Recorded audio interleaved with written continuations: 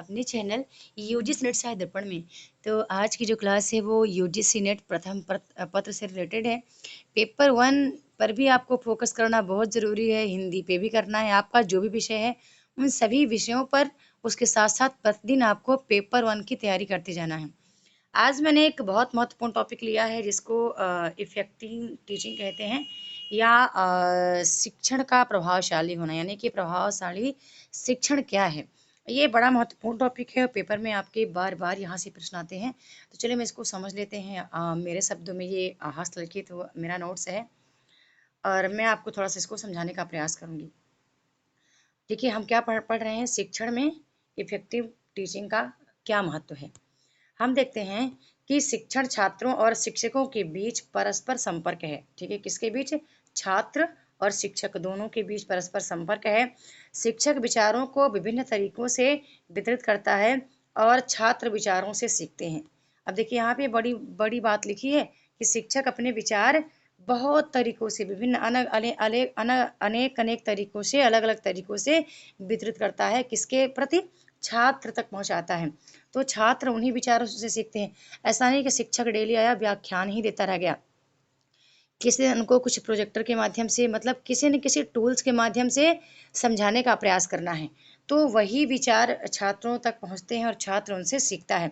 शिक्षक को चाहिए कि बहुत ही सरलतम से सरलतम विचारों का उपयोग करे या फिर जो भी टूल्स के माध्यम से जिस विधा से, मतलब चाहे या तो ऑनलाइन पढ़ा रहे हों प्रोजेक्टर के माध्यम से या फिर बहुत सारे पढ़ाने के तरीके आजकल आधुनिक युग में हैं, तो उनका उपयोग करके और सरलतम विधि से पढ़ाने का प्रयास करें।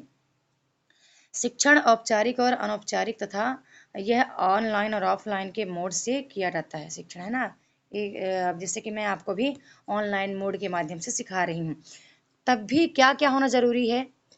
टीचर का होना ज़रूरी है, पाठ्यक्रम का होना ज़रूरी है, एनवायरनमेंट यानी वातावरण का होना ज़रूरी है और छात्र स्टूडेंट का होना ज़रूरी है। ठीक है, जब तक शिक्षक, पाठ्यक्रम, वातावरण और विद्यार्थी ये चारों नहीं रहेंगे तो वो शिक्षण व्यवस्था सुचारू रूप से नहीं चलेगी। आगे बात करते हैं कि शिक्षण को प्रभावी होने के लिए निम्न चीज़ें सुनिश्चित होनी चाहिए। अब देखते हैं क्या क्या होनी चाहिए। पहला है कि शिक्षक ने शिक्षार्थी केंद्रित दृष्टिकोण अपनाया है, यानी कि जब भी कोई शिक्षक यदि प्रभावशाली शिक्षण तभी वो स्वीकार किया जाएगा, तभी माना जाएगा जब मेरा उद्देश्य केवल आपको केंद्रित करके पढ़ाना हो, तो वही प्रभावशाली शिक्षण माना जाएगा जो केवल शिक्षार्थी केंद्रित दृष्टिकोण अपनाया है शिक्षक ने। फिर दूसरा है कि शिक्षक को विषय वस्तु का पर्याप्त ज्ञान होना चाहिए। तीसरा है कि शिक्षक छात्रों को प्रतिपुष्टि देते रहे, यानी कि फीडबैक। ऐसा नहीं कि मैं अब लाइव पढ़ा रही हूँ, आप कमेंट किया जा रहे हैं, मेरा कोई फीडबैक नहीं जा रहा है। तो यदि आपके प्रश्न और मेरे फीडबैक आपको लगातार मिल रहे हैं, तो वो शिक्षण कहीं न कहीं सुचारू रूप से और उसी को प्रभावशाली शिक्षण भी माना जाता है। चौथा टॉपिक है कि शिक्षक छात्रों की समस्याओं और प्रश्नों को हल करने में सक्षम होते हैं। अगला है कि शिक्षक सहानुभूतिपूर्ण होता है। नेक्स्ट है कि शिक्षण वह है जो छात्रों के लिए सीखने के परिणाम सुनिश्चित करता है। देखिए कि यहाँ पे ये बात लिखी है कि शिक्षण तभी उपयोगी होगा जब आपके परिणाम बहुत अच्छे आ रहे हैं, और आपका जो मूल्यांकन होता है ना, वो मूल्यांकन ही बताता है कि आपने तैयारी कितनी अच्छी की या शिक्षक ने जिसको पढ़ाया आपने किस हिसाब से उसको सीखा है, किस तरीके से आप उसको ग्रहण कर रहे हैं। अगला है कि शिक्षक का दृष्टिकोण वस्तुनिष्ठ होता है। नेक्स्ट है निर्देशात्मक विविधता। अगला है छात्रों को कक्षा में भाग लेने के लिए प्रोत्साहित करना। 10वां है कि 10वां पॉइंट है कि यह सुनिश्चित करना कि छात्र अवधारणाओं को समझ पा रहे हैं या नहीं। ये भी एक इफ़ेक्टिव टीचिंग का गुण है, महत्व है, उसका उद्देश्य है कि अभी जितना चीज़ें बता रही हूँ ना, ये सभी आपके लिए बहुत उपयोगी है।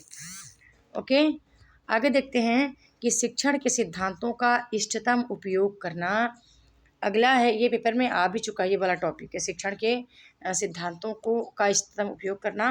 नेक्स्ट है शिक्षण सहायक सामग्री और अधिगम सामग्री उपयोगी होना चाहिए, यानी कि एक प्रभावशाली शिक्षण तभी आपको दिखेगा क्लास में, यानी इफ़ेक्टिव टीचिंग, जब शिक्षण सहायक सामग्री और अधिगम सहायक सामग्री दोनों का उपयोग किया जाए।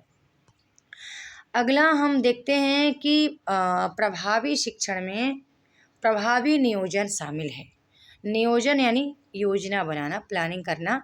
तो नियोजन में निम्नलिखित उत्तर खोजना भी शामिल है। अब देखिएगा किसको क्या बोलते हैं। जैसे कि जब शैक्षिक लक्ष्य क्या है, जिन्हें प्राप्त करना ही हमारे शिक्षण का उद्देश्य होना चाहिए।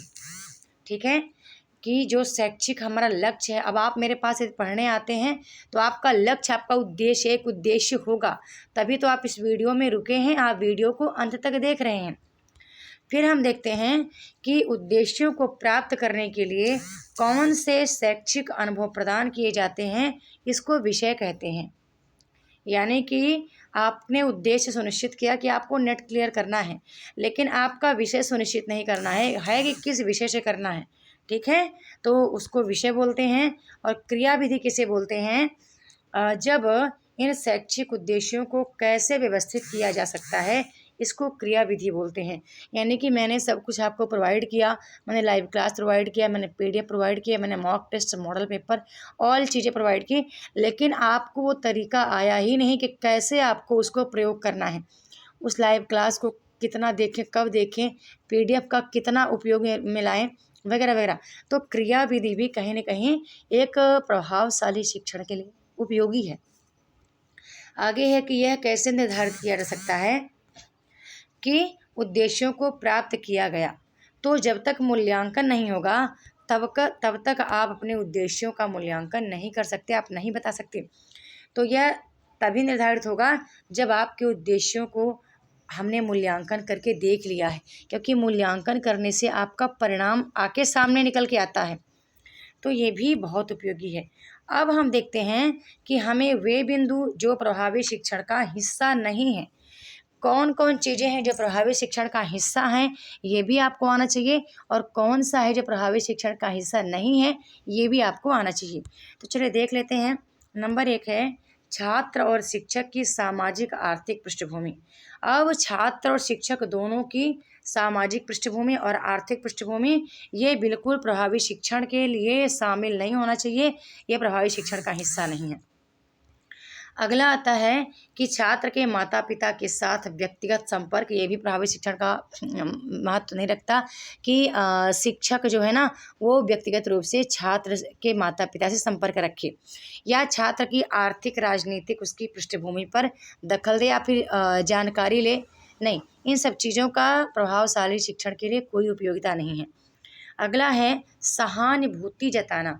अब एक प्रभावशाली शिक्षण की ये भी उपयोगिता नहीं है कि किसी छात्र से वो सहानुभूति जताए और किसी से अलग व्यवहार करे, यानी कि सभी उसके लिए समान हैं और सभी के प्रति उसका लगाव एक समान होना चाहिए। अगला है कि छात्रों के निजी मामलों में दखल देना, ये भी प्रभावशाली शिक्षण का हिस्सा नहीं है।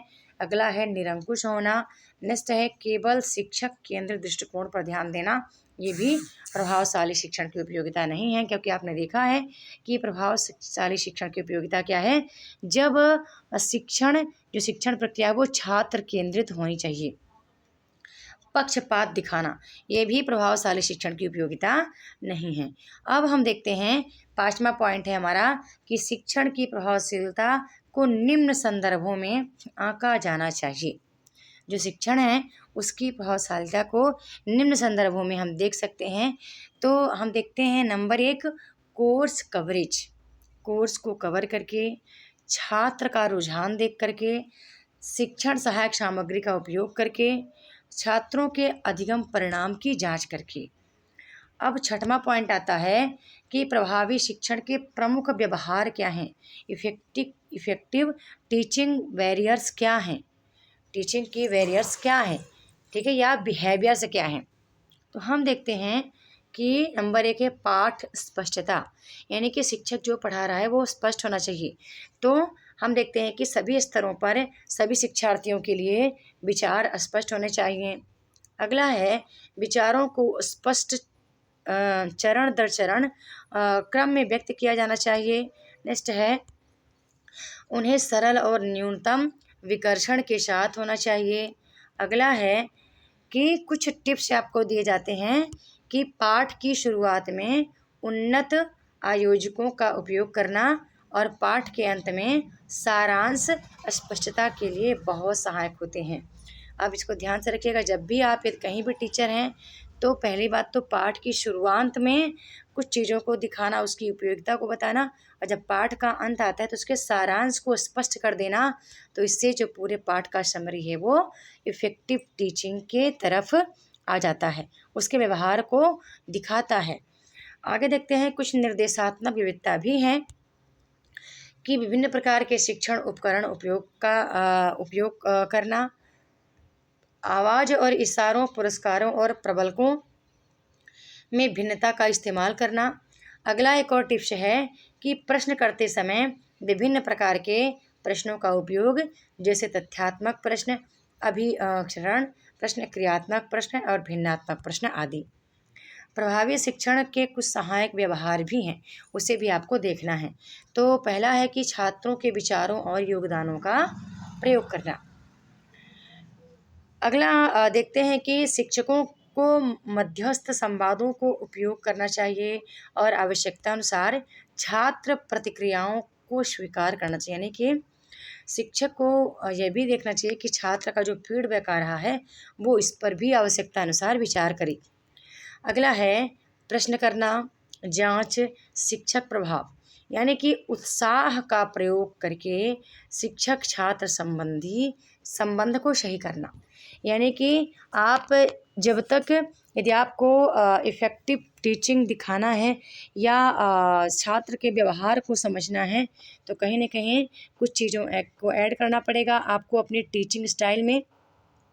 जैसे कि बीच बीच में प्रश्न करते रहना, जांच करना, शिक्षक को ज़्यादा प्रभावशाली या शिक्षण को ज़्यादा प्रभावशाली बनाने के लिए उत्साह का प्रयोग करके, ठीक है, यहाँ पे टाइप मिस्टेक है, प्रयोग करके शिक्षक छात्र संबंध को सही करना। तो एक छोटी सी वीडियो थी आपके समक्ष। मैं निरंतर ही पेपर 1 के लिए कुछ उपयोगी वीडियो लाती रहूँगी।